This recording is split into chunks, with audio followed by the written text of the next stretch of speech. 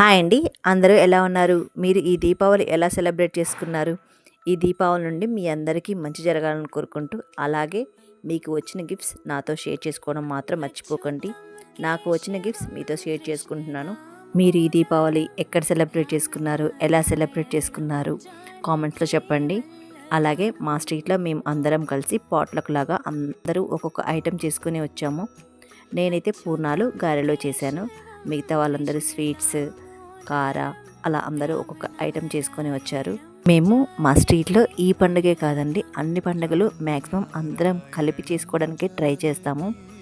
కుదరకపోతే వదిలేస్తాం తప్ప మ్యాక్సిమం అన్ని పండుగలు అందరం కలిసి చేసుకోవడానికి ట్రై చేస్తాం. మీరు ఎలా సెలబ్రేట్ చేసుకుంటారో తప్పకుండా షేర్ చేసుకోండి.